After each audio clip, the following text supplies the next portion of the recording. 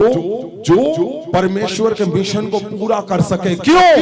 क्योंकि अब इसकी तलाश शुरू होनी है। मैं बोलता हूं अब सपने होंगे बच्चों के कि मैंने भी एक प्रभावशाली परमेश्वर का जन बनना है, नबी बनना है, ताकि मैं जैसे ही अपने शब्दों को बोलूं परमेश्वर पृथ्वी पे उसको पूरा करे यीशु के नाम। क्यों? अब वो समय आ रहा है भाई, अब वो समय आ रहा है, आ नहीं रहा, शुरू हो चुका है। एक हफ्ता कंप्लीट हो चुका है। आप देखोगे इतना जबरदस्त परमेश्वर का प्रभाव आपने पहले कभी ना देखा होगा, कौमों ने कभी ना देखा होगा। क्यों? क्योंकि अब वो समय है। अब ये जो साल कौन सा है? नबियों के शब्दों को पूरा करने का साल है। ये हिस्सा परमेश्वर का प्रभाव इतना जबरदस्त कर देगा कि हर हिस्से में आपको, जैसे बहुत से परमेश्वर के ऐसे लोग हैं उनको लगता है चलो कोई बात नहीं, कुछ भी कर लो चल जाएगा। आने वाले समय पे ऐसा नहीं होगा। आने वाला समय कौन सा? यही समय। अब आपको क्या करना है? अब तैयारी करनी है इसके मुताबिक। यहां परमेश्वर बता रहा है परमेश्वर का भवन पहाड़ों की चोटी पे मैं कायम करने जा रहा हूं, मैं कायम करूंगा। लिखा हुआ है, यहां डरने वाली बात नहीं लिखी हुई, यहां लिखा है कि तुम्हारा बल शेरों जैसा शोर 2026 में मैं करके और जिस दिन से हमने 2026 में पहला कदम रखा है, मैं लगातार जबरदस्त जो परमेश्वर ने हमें शब्द दिए, जो लिखवाए हैं,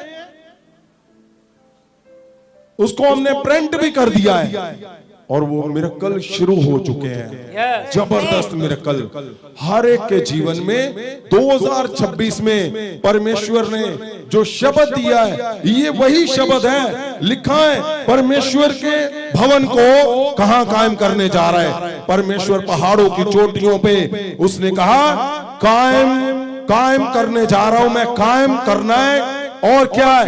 लिखा है कि कौमें, बहुत सी कौमों के लोग उनके पीछे आएंगे कि चलो परमेश्वर के पास चले। 2 को फिर से पढ़े।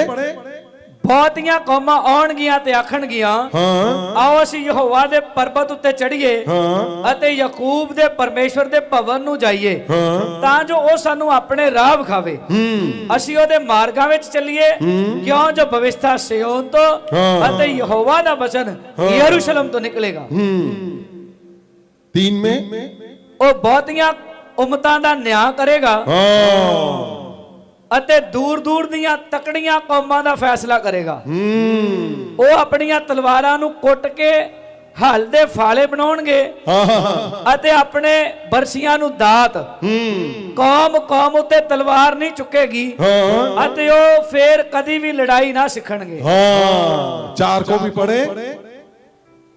पर वो आपो अपनियां अंगूरी वेला अते हंजीर दे रुखा हेठ बैठणगे अते कोई उन्हां नूं नहीं डरावेगा, क्यों जो सेना दे यहोवा दे मुंह दा वाक है। यस 3 को फिर से पढ़े। वो बहुतियां उम्मतां दा न्याय करेगा अते दूर दूर दियां तकड़ियां कौमां दा फैसला करेगा।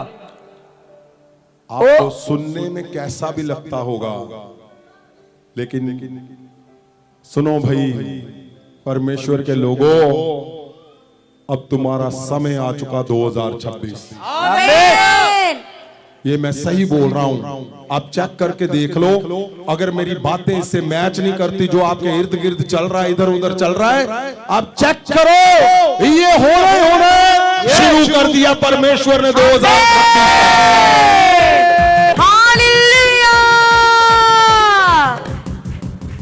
अगर आप इसको सही में देखोगे तो 3 आयत को, 2 आयत को आप ध्यान से देखो, ध्यान से पढ़ो।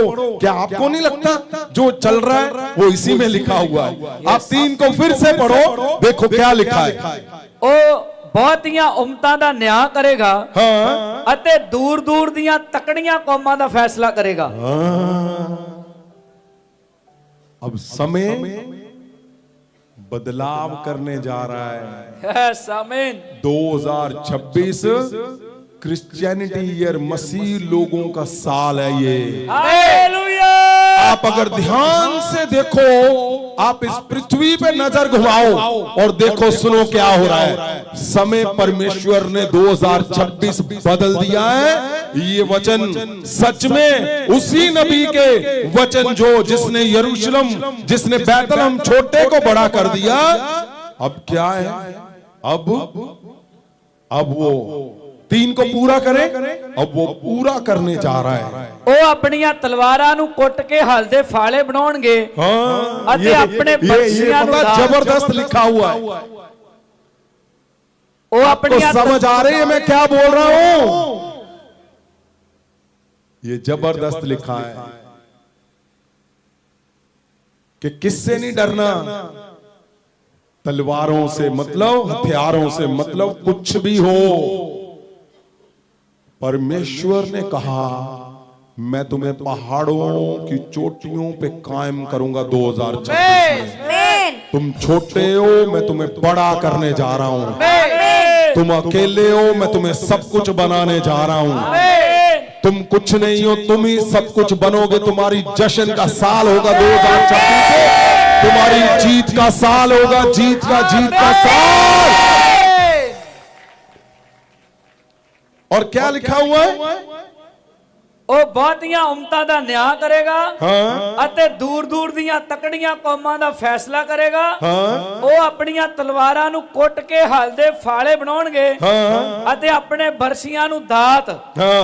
ਕੌਮ ਕੌਮ ਉਤੇ ਤਲਵਾਰ ਨਹੀਂ ਚੁੱਕੇਗੀ ਅਤੇ ਉਹ ਫੇਰ ਕਦੀ ਵੀ ਲੜਾਈ ਨਾ ਸਿੱਖਣਗੇ। अभी 4 में देखो कितना जबरदस्त लिखा है। क्या लिखा है? ਪਰ ਉਹ ਆਪੋ ਆਪਣੀਆਂ ਅੰਗੂਰੀ ਵੇਲਾਂ ਅਤੇ ਹੰਜੀਰ ਦੇ ਰੁੱਖਾਂ ਹੇਠ ਬੈਠਣਗੇ ਅਤੇ कोई ਉਹਨਾਂ ਨੂੰ नहीं डरावेगा। ये क्या लिखा हुआ भाई? क्यों जो सेना दे यहोवा दे मुंह दा वाक है। ये परमेश्वर का शब्द है। क्या कि कौन से अंगूरों के बेलों के नीचे तुम बैठोगे? परमेश्वर तब में, जब तुम परमेश्वर में इतना उतर जाओगे, तुम्हें पता है कि मैंने पवित्र आत्मा के साथ गहरे से रिश्ता बनाया है। परमेश्वर का शब्द मेरा शब्द है, जो मैं बोल दूंगा परमेश्वर ने वो पूरा करना है। तो तुम अपने आध्यात्मिकता में, अपने भवनों में, अपने परिवारों में तुम आराम से बैठोगे। तुम्हें कोई डरा ना पाएगा, क्योंकि परमेश्वर के शब्दों, मुंह का शब्द है ये। परमेश्वर के मुंह का शब्द है, परमेश्वर का बोला हुआ शब्द है कि तुम्हें मैं पहाड़ों की चोटियों से ऊपर बैठाऊंगा। मैं तुम्हें ऊपर ऊपर ऊपर